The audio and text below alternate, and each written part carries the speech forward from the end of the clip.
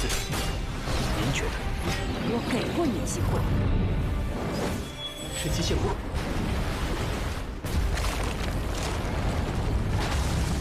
啊！光肉眼可见的部分就有500-600米长。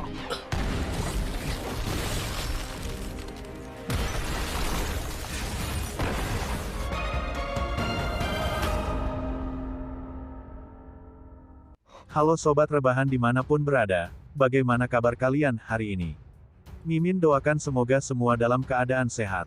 Dan pada kesempatan kali ini, saya akan kembali mewakili Mimin untuk membawakan bocoran dari alur cerita Donghua, yang berjudul Swallowed Star, episode 108.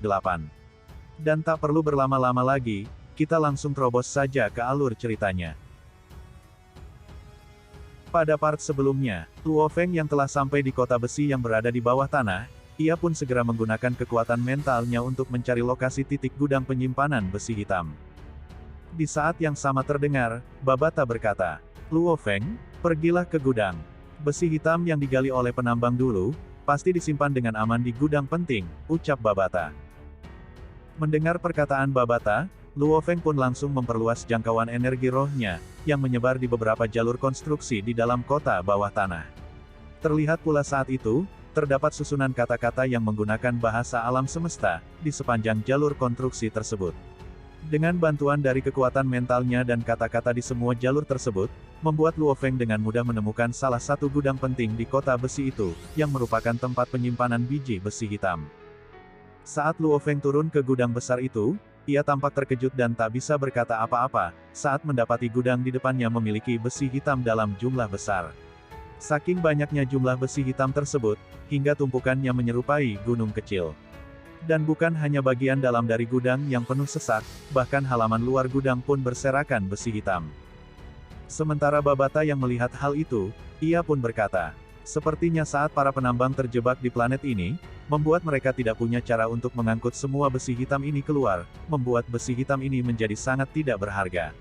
Lihatlah, seluruh kota besi ini terbuat dari besi hitam," ucap Babata, lalu kembali berkata, "Cari baik-baik dan lihatlah apakah kita bisa menemukan esensi besi hitam." Mendengar ucapan Babata, Luo Feng pun kembali memandangi gundukan besi hitam yang menyerupai gunung kecil di depannya, dengan perasaan tidak berdaya, karena tidak mungkin menggunakan kekuatan untuk masuk menerobos tumpukan gunung besi hitam itu. Apalagi mengingat besi hitam sendiri adalah material logam kelas A8, yang kekokohannya sulit dihancurkan, bahkan oleh petarung level 8 petualang bintang. Walaupun menggunakan pesawat ulang-alik yang melonjak, itu masih akan sulit untuk menerobos tumpukan besi hitam itu. Dan jalan satu-satunya adalah, mengumpulkan dan memasukkan semua besi hitam itu ke cincin penyimpanan miliknya. Dan karena itu adalah jalan satu-satunya, Luo Feng pun langsung menggunakan kekuatan mentalnya untuk mengumpulkan dan memasukkan besi hitam tersebut ke cincin penyimpanan miliknya. Terlihat saat itu, sejumlah besar besi hitam lenyap, diikuti dengan beberapa tumpukan lainnya.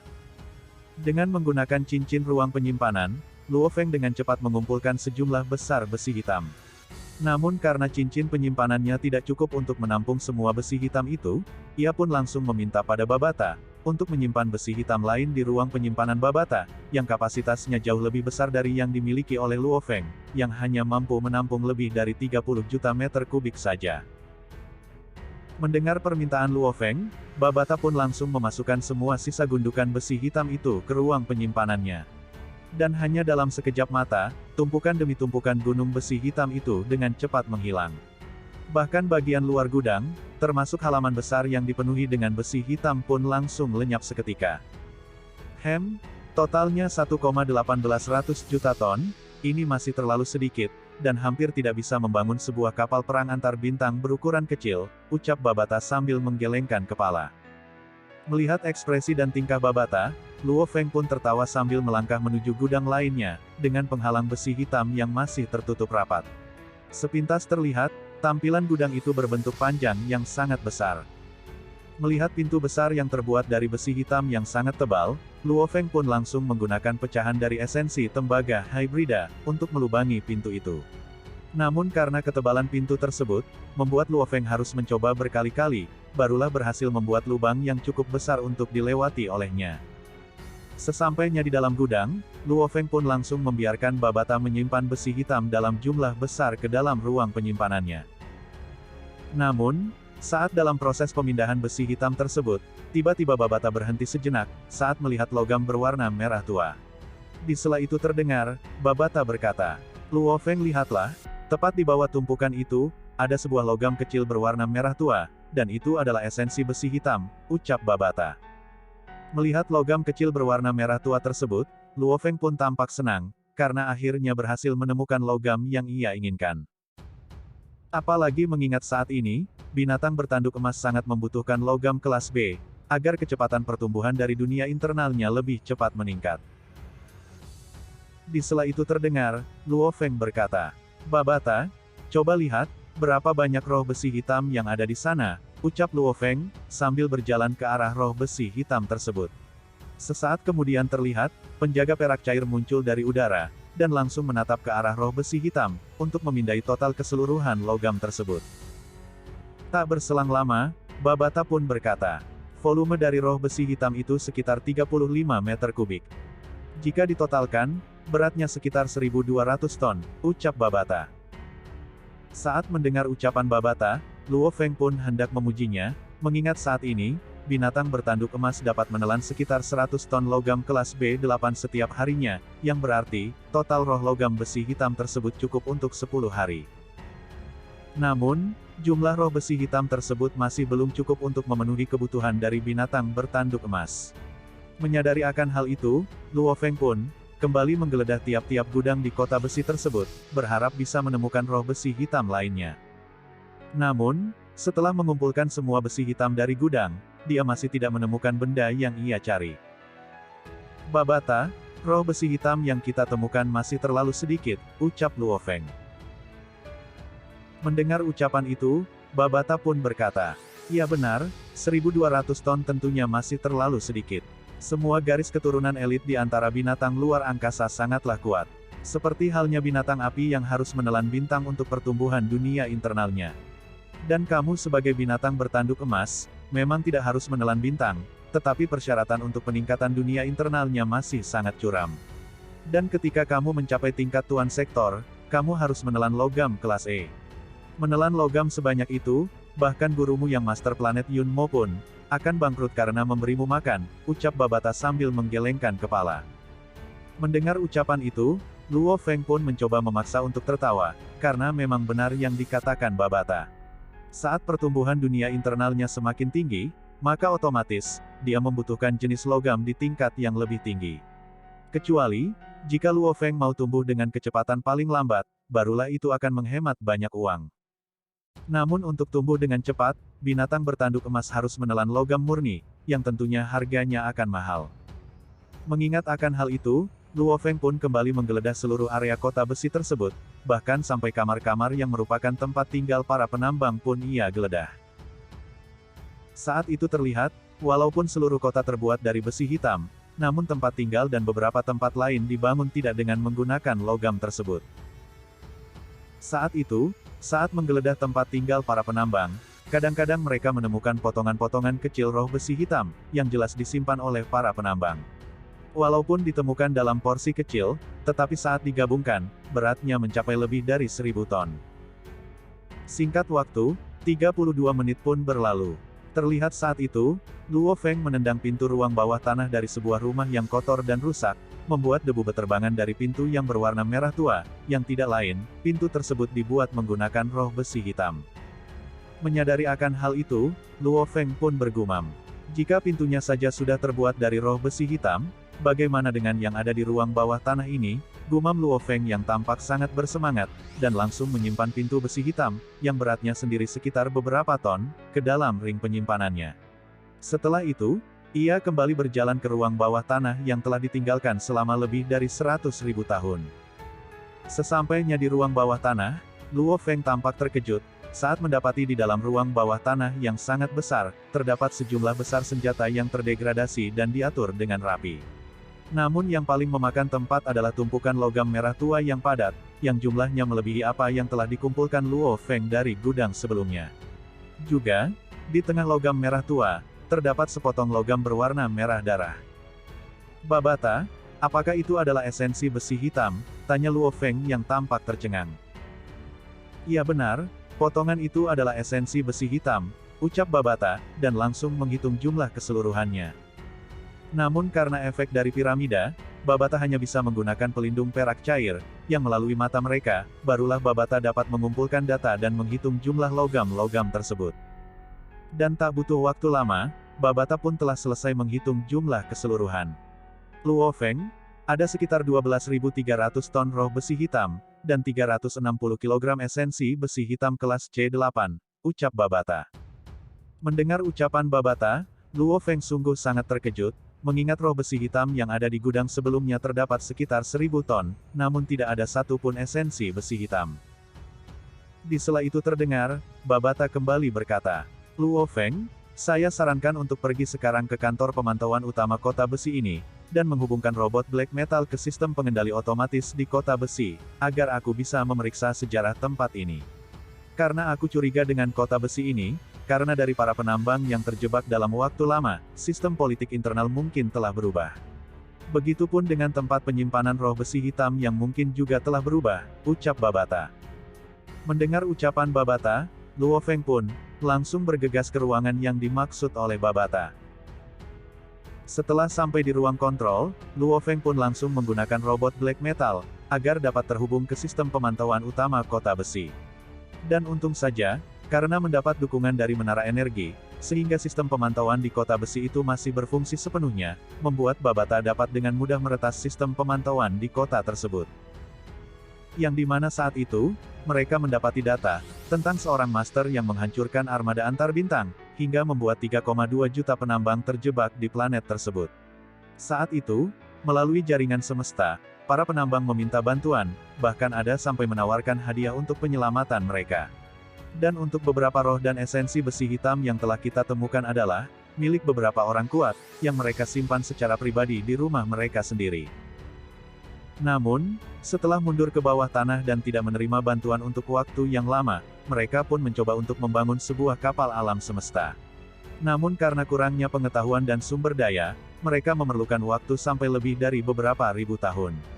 Sampai akhirnya, dengan susah payah mereka berhasil membangun 3 kapal kecil, dan mengirim beberapa elit mereka keluar dari planet ini untuk mengumpulkan harapan untuk bertahan hidup, meninggalkan lebih dari 3 juta nyawa, yang terus berjuang di planet ini. Dan karena Mars memiliki kekurangan sumber daya, dan tanpa pengisian ulang, membuat para ras automaton perlahan-lahan musnah dengan sendirinya, ucap Babata, lalu kembali berkata. Luo Feng, ayo pergi. Aku punya peta dari rumah para pemimpin di planet ini, dan mereka semua ada di sini. Ayo pergi ke sana dan memeriksanya, ucap Babata. Mendengar ucapan itu, Luo Feng pun langsung bergegas pergi dengan mata yang tampak bersinar. Saat itu, mereka menggeledah total 12 rumah, di antaranya ada 8 rumah yang benar-benar kosong. Sementara di 4 rumah lainnya, mereka mendapat hadiah yang lebih besar dari yang mereka temukan di gudang.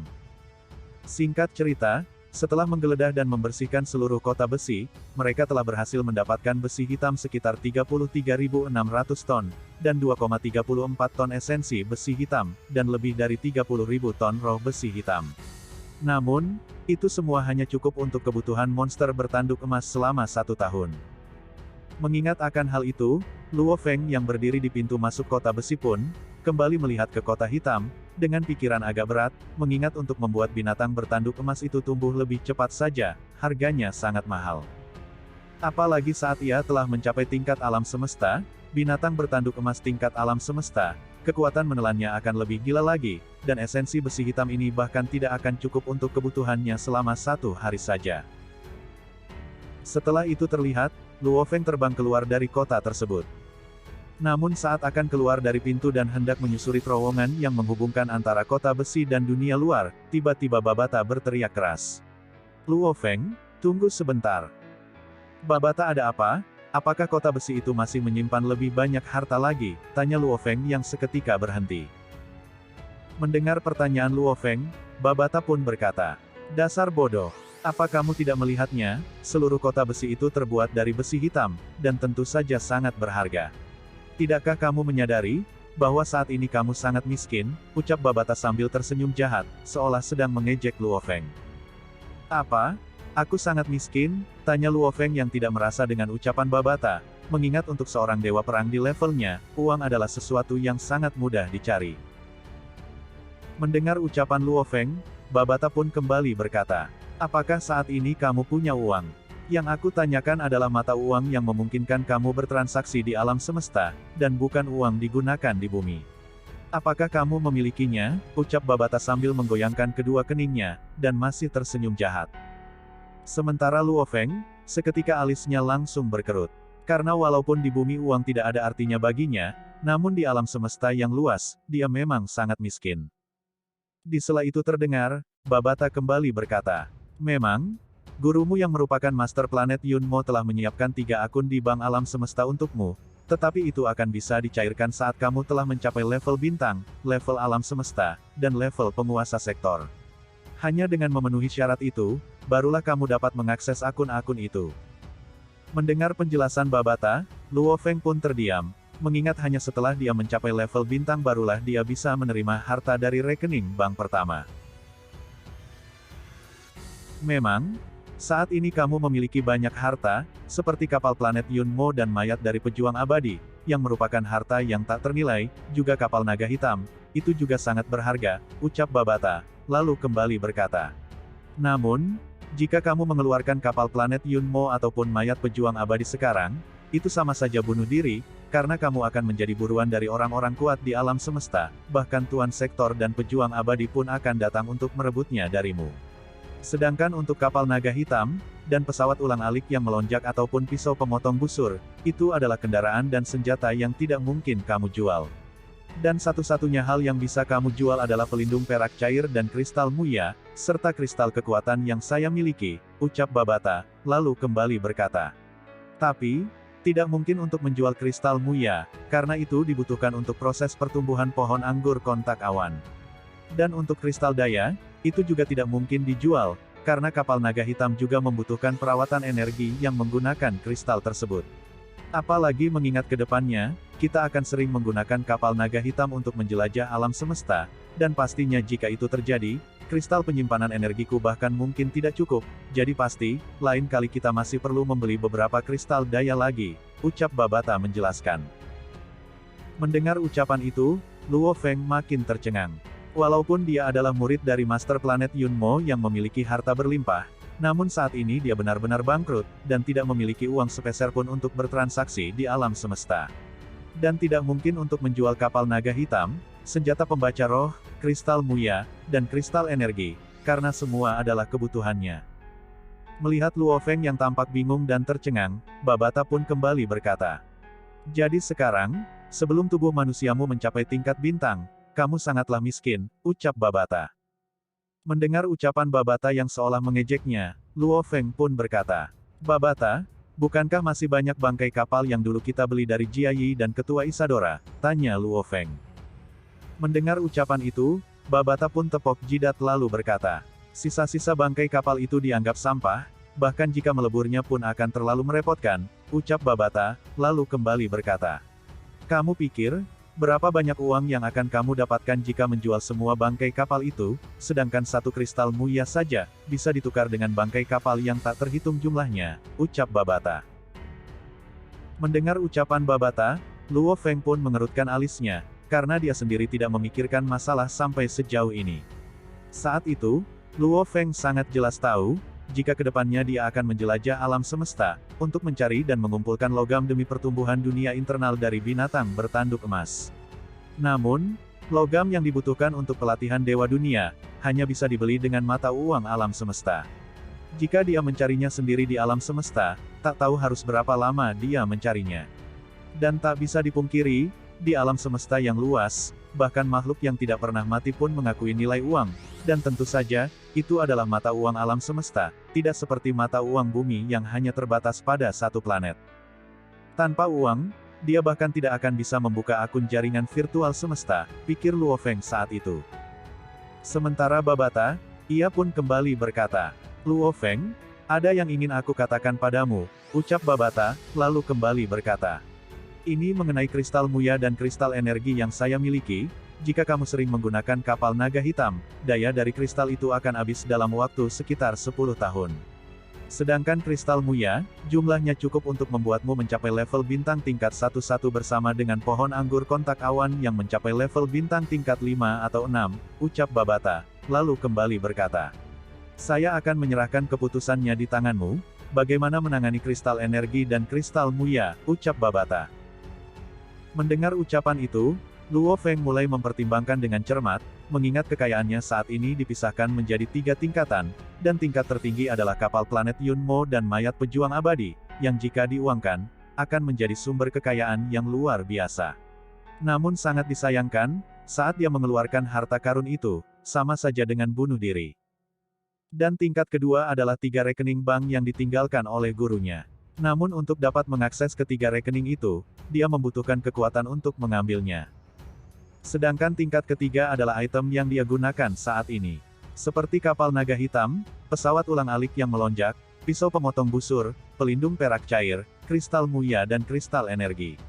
Mengingat akan hal itu, Luo Feng pun menggelengkan kepala, tak tahu bagaimana untuk memutuskannya, karena semuanya serba salah.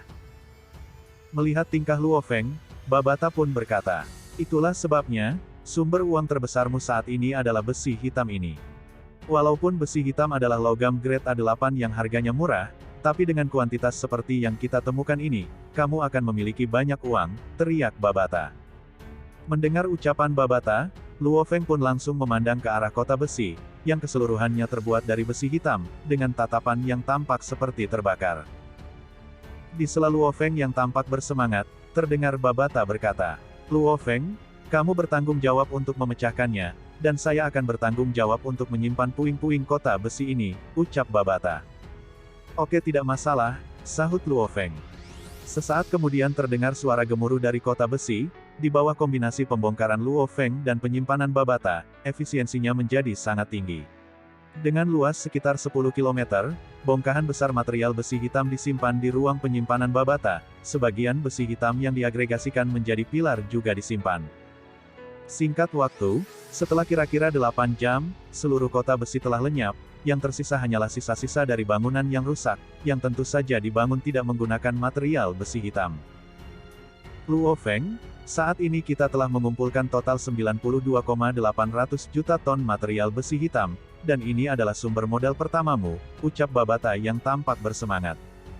Singkat waktu, setelah menjarah kota besi tersebut, Luo Feng pun terbang keluar dari bawah tanah, dan langsung melesat ke langit.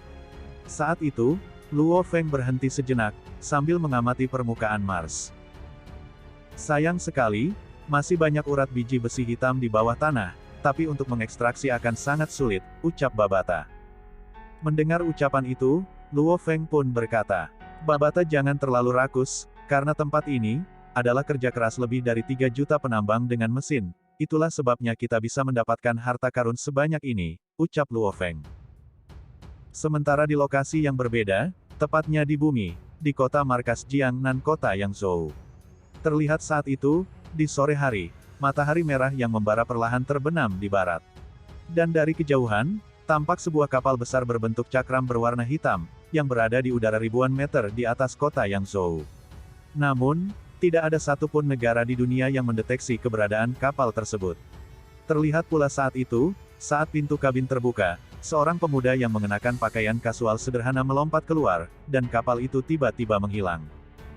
Sementara pemuda itu sendiri yang tidak lain adalah Luo Feng, ia pun langsung bergegas ke bawah sambil berkata, sungguh mistis, pergi ke Mars di pagi hari dan kembali ke bumi di malam hari, ucap Luo Feng yang seolah-olah tidak percaya dengan hari yang telah dialaminya. Ditambah lagi dengan jutaan ton besi hitam yang telah mereka jarah bersama Babata, membuat Luo Feng merasa, seolah semua itu hanya mimpi. Singkat cerita, setelah sampai di halaman rumahnya, Luo Feng pun langsung disambut oleh kedua anaknya, yang berlari kecil ke arahnya, sambil berteriak memanggil ayah dengan semangat. Sementara Luo Feng, ia pun langsung berlutut dan memeluk kedua putranya sambil tersenyum. Di sela itu, tiba-tiba terdengar, klakson mobil berbunyi dengan keras, membuat Luo Feng menoleh untuk melihatnya. Dan ternyata yang datang adalah Su Xin, yang sedang mengemudikan mobilnya ke garasi. Saat itu, Su Xin sengaja menekan klakson, menyebabkan kedua anak itu berteriak memanggilnya dengan sebutan ibu. Di sela itu terlihat, ibu Luo Feng datang menghampiri mereka sembari berkata, Sungguh kebetulan, kalian berdua tiba pada waktu yang tepat, karena saat ini makan malam akan segera siap, ucap Ibu Luo Feng sambil tertawa. Saat ini, Luo Feng dan masyarakat bumi menjalani kehidupan yang sangat nyaman, tanpa harus ketakutan dengan ancaman dari binatang bertanduk emas. Karena binatang bertanduk emas sendiri, berada jauh di dalam dunia internalnya, dan masih terfokus dalam pelatihan teknik Absolute Space, dengan menyerap hampir 100 ton roh besi hitam setiap harinya. Ini seperti dua burung dengan satu batu, namun bagi Luo Feng, membagi perhatiannya seperti ini sangatlah sederhana. Sama seperti makhluk abadi, fungsi jiwa dan kecepatan operasinya tidak lebih lemah dari sebuah sistem otomatis yang hidup, setiap detiknya mampu beroperasi pada miliaran benda. Sama halnya dengan jiwa Luo Feng yang sudah berada di tingkat bintang level 3. Dan dia bisa mengendalikan hingga beberapa ratus atau ribuan item untuk mengorbit satu per satu dengan mudah.